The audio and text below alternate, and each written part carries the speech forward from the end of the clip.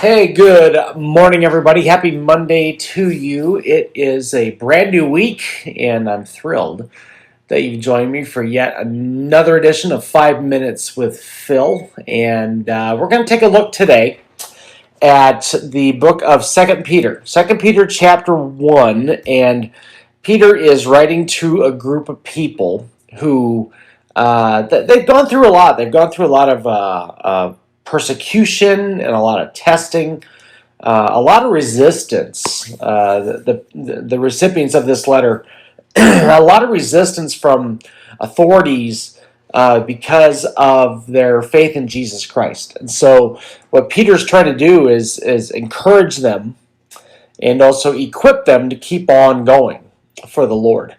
And with that being said, take a look at the screen. I want to share verse 4 from the first chapter of Second Peter.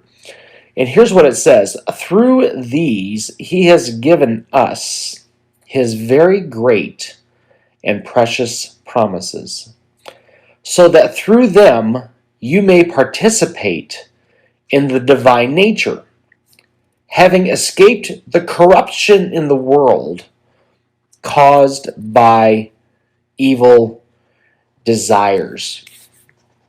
Now, there's a lot of stuff actually in this one verse, and I want to encourage you with these same words that Peter was encouraging the recipients of this letter. First of all, I want you to know that God has given you so many promises in His Word, a ton of promises. And hear me today, and I want you to remember this today, that God always keeps His Word. God always keeps His Word. And so when God promises that He is our, our source of refuge and our source of wisdom, our source of help, all those things, and there's so much more, our source of peace, He will keep that promise. That promise is true.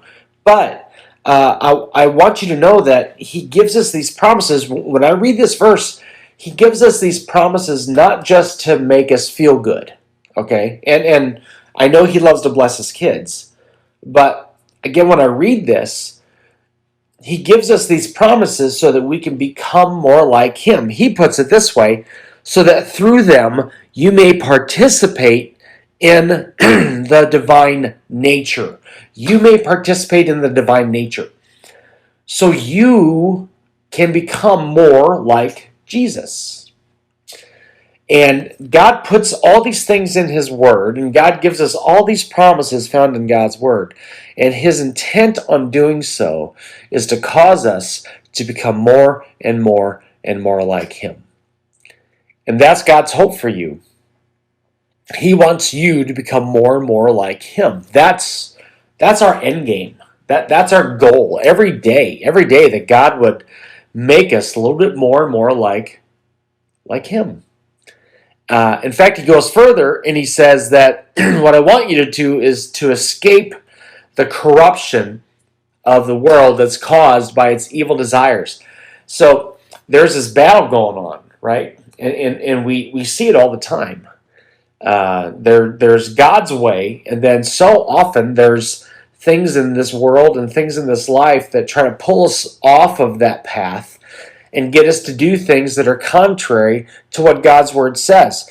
And it's God's desire that we would not be corrupted by the desires and by that pull of our culture that is so anti-God. And so really all this goes together, because when God gives you these promises that you can count on, and when God shows that He is faithful to you, that's an open door to say, look, become more like me. I'm putting these in place so that you can become more like me. And the more you become like Jesus, the less you will get drawn away and pulled by the corruption of the world. And I want to encourage you with that today. Do your best today to become more and more like Jesus and rest in the promises that He has for you. Okay? My time's up. I got to let you go. Love you. We'll talk to you again later. Bye-bye.